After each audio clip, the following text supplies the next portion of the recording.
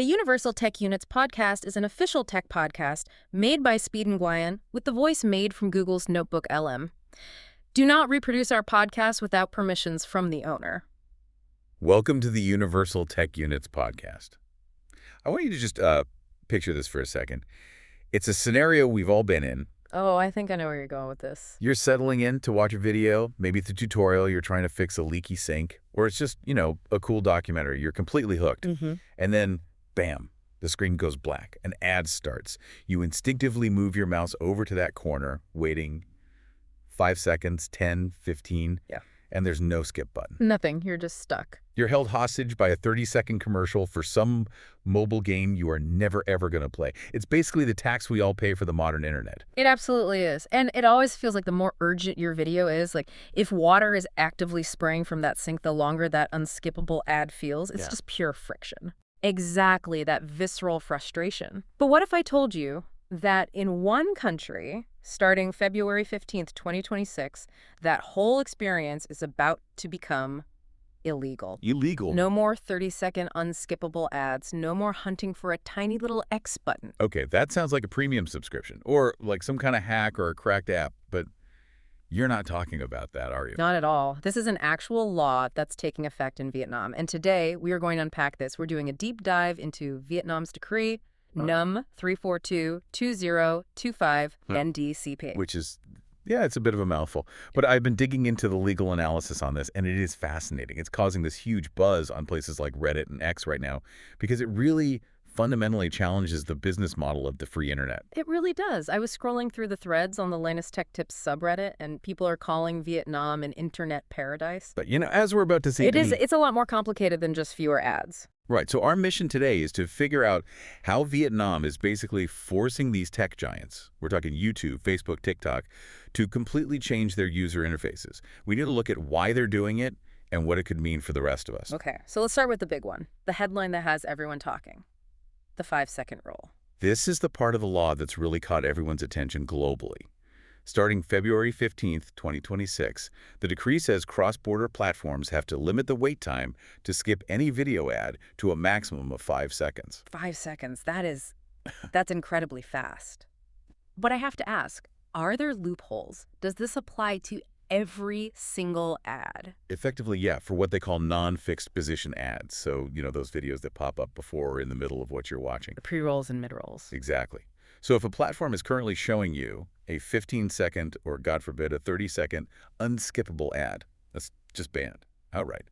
If the ad is longer than 5 seconds, it has to have a skip button that appears right at that 5-second mark. That is just huge. I feel like the trend has been going the other way, Ads are getting longer, more unskippable.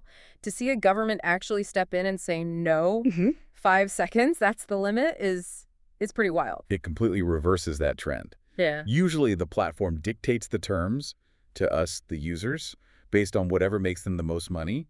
Here, the state is dictating the terms to the platform. And it's not just videos, is it? I was reading about the static ads, the banners that pop over an article you're trying to read. The rule there seemed even stricter. Oh, is zero tolerance there. For static ads, the law says they have to be, and I quote, immediately closable. Immediately, so 0 seconds. Zero wait time. The second it appears on your screen, you have to be able to close it. No countdowns, no waiting for the button to appear, nothing. Okay, that is music to my ears. But here's the part that really got me, and I think everyone listening will relate to this. The fake X ban. Ah, yes, the dark patterns. This is where the law gets really interesting because it's getting super specific about UI design, which you just don't see that often. We've all seen this. You get an ad, you see that tiny little X in the corner, you try to tap it with your thumb, and boom, it launches the App Store. Because the X wasn't real or the target area was microscopic, it's deceptive design. Okay. And this new law explicitly forbids what it calls false or vague symbols that are designed to confuse you. And it says you have to be able to close an ad with a single interaction. That phrase feels important. It's key. It means no multi-step nonsense. You click it once, it's gone. And no more hiding the button by making it almost the same color as the background. It has to be clear, and it has to work. That honestly feels like a direct shot at some of those mobile game ad networks. I see ads all the time where the close button literally moves around the screen. Yep. Under this decree, that would be illegal. And they added another layer. Platforms now have to provide clear, visible symbols for users to report ads that break these rules. So it empowers the user. Okay, so naturally, when this news broke, the global reaction was, let's just say, enthusiastic. Enthusiastic is a mild way of putting it. I mean, you had people on Reddit and X calling Vietnam the new internet paradise. I saw that. There was one comment from a Redditor, MD Investing, who just said, time to move to NAM, and a bunch of others were joking about digital migration. Which, of course, brings us to the tech workaround everyone immediately thinks of. The VPN. The VPN. Right. The conversation turned immediately to, hey, can I just set my VPN to Ho Chi Minh City and get 5-second skips on YouTube without paying for premium? It's the logical next step for anyone who's tech savvy, right? Yeah. If you can spoof your location for Netflix, why not for better ad rules? But, and this is a big but, this is where we need to put on our skeptic hats. Because there's always a catch. There's always an economic reality. And we saw some really smart counter-arguments in those same forums. People pointed out that if you legally force ads to be 5 seconds, the platforms, they aren't just going to accept less money. Of course not. Google and Meta, they're businesses. They have shareholders. Exactly. So the fear, and this was all over the Lanus Tech Tips subreddit, is about the unintended consequences. If I can't show you one 30-second ad, maybe I'll just show you 6 5-second ads in a row. Oh, wow. The stacking effect. Think about it. If an advertiser needs 30 seconds of your attention and the platform can only sell 5-second chunks, they might just stack the chunks. That actually sounds way worse. I think I'd rather have one long ad than having to click skip 6 different times. It's a real concern. And then you have the creator side of it. Right. We tend to forget that those ads are what pay for the content we're watching. And CPMs, what advertisers pay per 1,000 views, are already lower in Vietnam than in the US or Europe. If you cap the ad length, the value of that ad spot could drop even more. Advertisers pay way less for an ad that gets skipped instantly. So some users were worried that a creator payout could, what was the phrase, fall off a cliff? That's the fear. If everyone is skipping every ad at 5 seconds, the effective ad rate plummets. And the creators in that region see their revenue just dry up. In a worst-case scenario, maybe a platform decides it's not worth the hassle and just leaves the market. Though the experts seem to think that's pretty unlikely, right, given the size of the market there? Right. Vietnam is a huge, young, digital-first market. You don't just walk away from that. But something in the economic model will have to change. It's such a fascinating conflict. Users want convenience, platforms want revenue, and now the government is the referee. But why? Why is Vietnam doing this now? Is it really just because someone in government got annoyed by a long ad? See, that's the natural assumption, that it's all about user experience. Yeah. But when you look at the legal analysis, the real motivation is, Yeah. it's much more serious. It's not about annoyance. It's about safety. Safety. How is a long ad a safety issue? It's not about the length itself. It's about the content of the ads and the lack of control. Vietnam has been really struggling with cross-border ads that are used for scams and spreading misinformation. Ah, okay, so this is consumer protection. Definitely. The new decree specifically calls out 11 groups of goods. And they aren't random. We're talking about things like health supplements, baby formula, pesticides. High-risk stuff. I mean, if you buy a fake phone, you lose money. If you buy fake baby formula, people can get really, really hurt. Precisely. And this isn't just a hypothetical problem. The sources point to some major real-world scandals involving celebrities that almost certainly push this legislation forward. You're talking about those fines from May 2025. I remember seeing those names, Quang Minh and Van Hugo. Yes, that was a huge deal. Quang Minh is a big TV host. Van Hugo is a famous MC. And they were fined for promoting a health supplement, right? Something called High Up 27. That's the one. And the fines were pretty serious for individuals. Quang Minh got fined about 37.5 million VND, which is around $1,500 US. Van Hugo got fined almost double that, close to $3,000. Which might not bankrupt a celebrity, but the damage to their reputation would be massive. What did they actually do wrong? They were making claims about the product that just weren't true, misleading the public.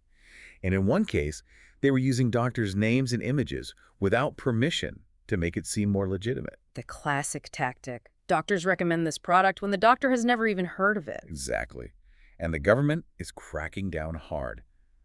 The Ministry of Culture had previously requested the removal of ads for 84 different dairy products that had been recalled. 84. That is a lot of dangerous stuff being advertised. So you can see the problem. You've got these potentially dangerous products being pushed to millions through unskippable ads. The government saw the advertising environment as, quote, distorted. they felt they had to step in. So the 5-second rule and the no fake X button, it's all part of a bigger plan to force platforms to actually take some responsibility for the ads they show. That's the core of it. But it doesn't stop with the platforms. The law is also coming for the influencers. The advertising conveyors, as the law calls them. A very formal name for what we call a KOL or an influencer. This part really stood out to me. It completely changes what it means to be an influencer. It's not just take the money, read the script anymore. Not at all. The liability has just skyrocketed. Influencers now have what's called a user requirement. What does that mean practically? It means an influencer cannot promote a product they haven't personally used or that they don't clearly understand. Whoa, so if I'm a tech reviewer, I can't just hold up the box and say, this new phone is great without actually, using it. In theory, yes. If that phone has a major flaw, or that health supplement is a fake, and you promoted it without doing your homework, you could be held legally liable. That's a game changer. It forces them to do due diligence. It does. They have to verify the advertiser, check the documents, and they have to clearly disclose that it's an ad before and during the promotion. So no more burying the hashtag ad hashtag at the very bottom. Right. It's about moving from the Wild West of influencer marketing to a much more regulated industry. If the product is shady, the influencer is on the hook. So we have stricter rules for platforms, stricter rules for influencers. But the billion-dollar question is always enforcement. How does a country like Vietnam actually enforce this against giants like Google and Facebook? They brought out a very, very big stick. It's called the 24-hour rule. Okay, tell me about that.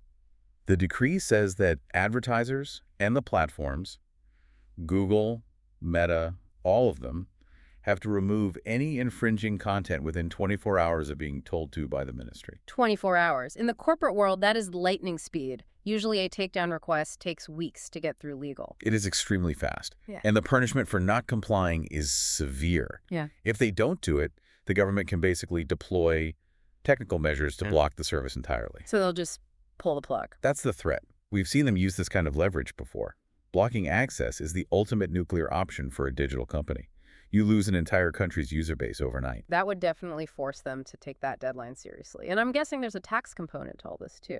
Always.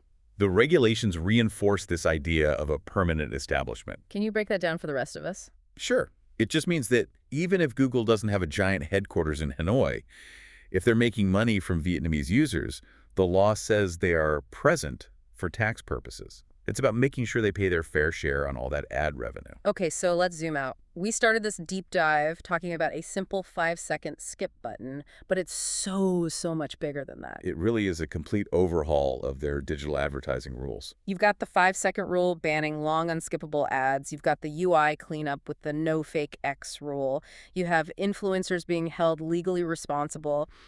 And you have this 24-hour blocking threat hanging over the platforms. It's a really amazing case study. Vietnam is setting a global precedent here. They're saying that the user experience, that frustration with a fake button or a long ad, isn't just a design choice. It's a matter for regulation. Which connects right back to us, the listeners, no matter where we live. We've all just kind of accepted that ads are getting worse and more intrusive. Right. We think of the YouTube interface as something that's just decided in Silicon Valley, and we have to live with it. This law proves that governments can step in and dictate UI design if they really want to. It empowers the user for sure, but it also really challenges that whole business model. And that, I think, brings us to the really big, provocative question for the future. What's that?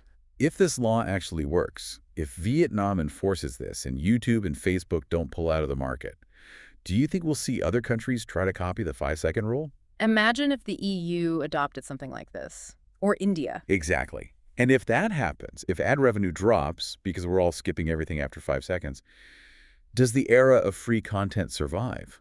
Or does this just force everything behind a paywall? We might be celebrating the skip button now, but the price could be a monthly subscription for everything we use for free today. That is a very good question. Is the death of the unskippable ad also the death of the free internet? Something for you to mull over. See you again in the next episode of this Tech Podcast.